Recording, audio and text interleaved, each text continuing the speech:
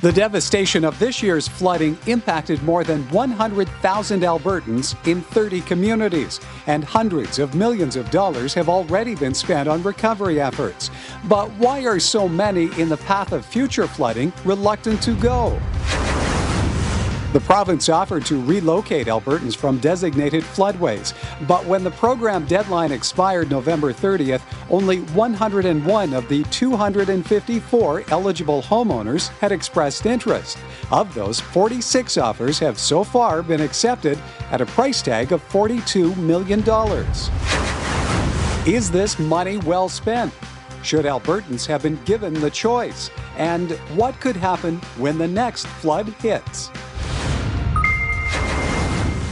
And joining us now from London, Ontario, Gordon McBean. He is a professor and research chair at the University of Western Ontario, as well as the director with the Institute for Catastrophic Loss Reduction. Good evening, Gordon. Good evening. The fact so many Albertans have decided against taking up the province on its offer of relocation, what does that say to you?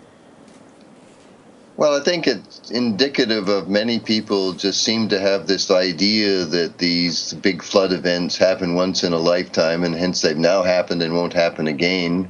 Whereas a scientist who spent all my life looking at these kind of things, the reality is there will be another and another and another big floods over the years to come. They won't happen every year, obviously.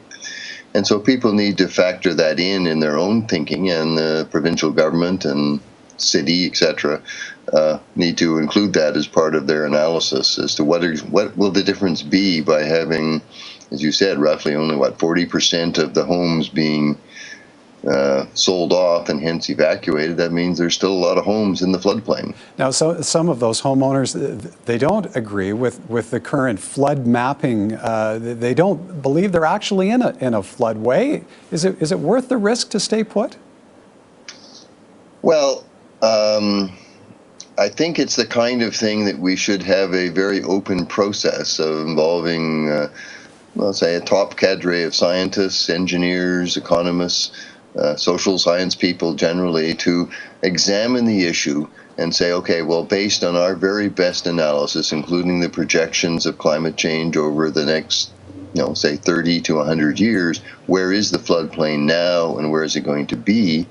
And quite frankly, if you leave, say 40% of your houses, 60% of the houses still in the floodplain, how does that affect the flow around and perhaps even cause the floodplain to be different than it is now? So it's the kind of thing that I think we need more often in Canada, is a very open scientific technical process, which provides citizens and our politicians a common base on which to make decisions. Yeah. Now, if flooding does hit these designated areas, what will likely result as a consequence of some homes staying in place? Well, having the homes staying there will, first of all, mean the flow. The water has to get around them, so it will probably be higher than it might otherwise have been. But also, when the flood happens, it will be, obviously, we'll need to go in, and people will have to go in and do emergency rescues of those people who chose to stay there. And that puts additional costs and, quite frankly, the lives of the rescue community somewhat in jeopardy in terms of their need to respond to this, people who made the choice to put themselves in harm's way. Do you feel that Albertans should have been given this choice? I can understand the logic of saying, well, maybe we can't force them to do it. It gets into all kinds of legal as well as political questions. I think they should be very strongly encouraged to move. The question of whether you can force them to give up their property and whether you should is not a question I feel I can fully answer yes or no. If they were to consult with you, though, what would your suggestion have been? Well, my personal suggestion is that, in my opinion, you owe it to your family, to your property, to your community to get out of harm's way when you're given an opportunity such as this, is where the government will actually buy your property.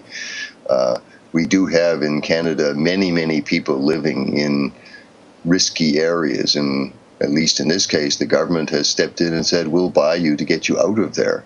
In some places, that's it hasn't happened either. So I think there is an opportunity that people should take advantage of. In terms of responsibility moving forward, as you say, there are many who agree more flooding will follow in the future. Should this responsibility sit squarely on the shoulders of Albertans, of homeowners? Well, not entirely, because under the Canadian Disaster Financial Assistance Act, if there is an event, I mean, the Calgary flood cost approximately $6 billion is the latest estimates I've seen. In the end, the federal government, which means taxpayers from where I live in Ontario, all across the country, including Alberta, will be paying a major part of that cleanup recovery costs. And it just seems to me that it's then not an issue that only should be decided by a few homeowners or a city of Calgary, or necessarily even the province. My feeling is we should have a much more proactive, thought-through, developed national disaster mitigation strategy in Canada as a whole, because right now we have quite a patchwork quilt across the country with certain, let's say, requirements in place in Nova Scotia. One of my grad students is looking at that. We have different rules in Quebec. We have different rules in Ontario. I'm not that familiar with the Ontario rules, but I have a research project looking at the areas around Vancouver, and each of the municipalities, again, there in the greater Vancouver area, have different rules, responsibility, different ways of approaching this. Some almost denial, others, gang-ho, let's get things done. So we need to have some top-down leadership, because in the end, it's Canadians collectively who are going to pay for most of this. And Gordon, we're going to have to leave it there. Great pleasure to speak with you. Thank you for your perspective this evening. Thank you, and thank you for having me on the air anytime. Gordon McBean is director of the Institute for Catastrophic Loss Reduction at the University of Western Ontario.